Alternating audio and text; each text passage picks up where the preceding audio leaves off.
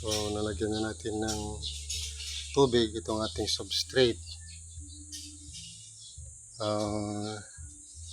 Pagkatapos nito ay imimix siya ulit, parang nagmamasa ng simento,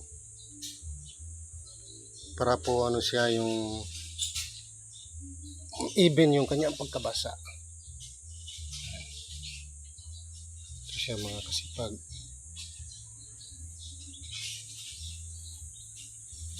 So ito, basang-basa siya. So, kailangan bago siya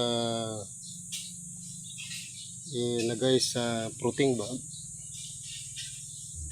kailangan na medyo tuyo na siya mga kasipag.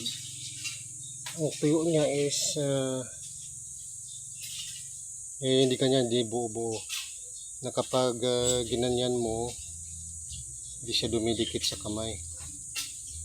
So ito pa ay basa pa siya kasi hindi pa natin nalagyan ng darak, no? Lalagyan dito ng darak after 1 week. After 1 week, haluan ulit ito ng darak para masabay siya sa pag-ferment, kahit sandaling ferment lang. Kasi sinubukan din natin na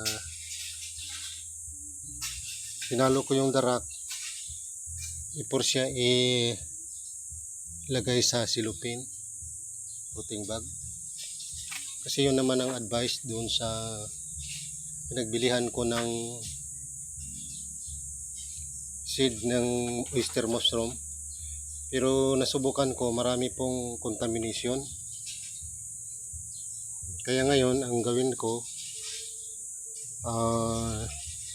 maybe 1 week, saka ko siya lagyan ng darak. At pagkatapos, 2 weeks ulit na 2 weeks ulit na i-ferment. So, ibig sabihin, ma-ferment yung darak, 2 weeks siya. Kasi 3 weeks, after 3 weeks mga kasipag, i-ano natin ito, no? I-fruiting bag na natin. Paglagay sa fruiting bag, i-ano ito, no? Yung pasteurize siya. Pasteurize. 10 hours or more. Hindi siya bababa sa 10 hours na naka-pasteurize doon sa apoy. So ganyan siya mga kasipag, no? Tinanggal din natin yung mga kahoy-kahoy nito kasi butasan niya yung ating plastic fruiting bag. Yan. So ito naman ay imimix ulit natin. 4 pala na balde na malalaki ang naihalo ko. So ganito siya katuyo pag ano na siya, no? Yan. Pero mas tuyo pa kung maganda, mas maganda kung medyo tuyo pa siya. Yan, ganyan siya mga kasipag. So kailangan na ma-mix na mabuti ito para sa fruiting bag. Yan mga kasipag. Ang kilo pala nito mga kasipag, ang ating sodas is 230 kilos. Kaya yung nilagay ko na apog o lime, kasi 10% is 23 kilos. Dati kasi ginamitan ko ng 5% lang.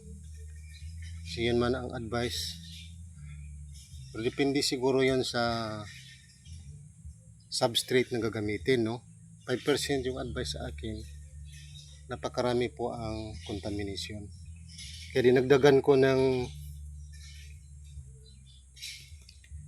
apog para medyo matapang siya, para kung mapapatay nga yung mga contamination. Yan, no? Kasi may nagsabi naman no na mas best daw kung marami ang apog din. Kaya yun din ang ginawa natin. Dinagdagan natin ng apog. Naging 10%, dinoble ko. So ito naman ay hahaluan natin ng 20% na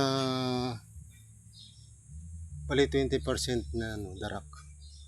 20% darak, tapos 10% na apog or lime, tapos 70% na substrate o itong sodas para magiging 100% siya. So ganun ang ratio mga kasipag.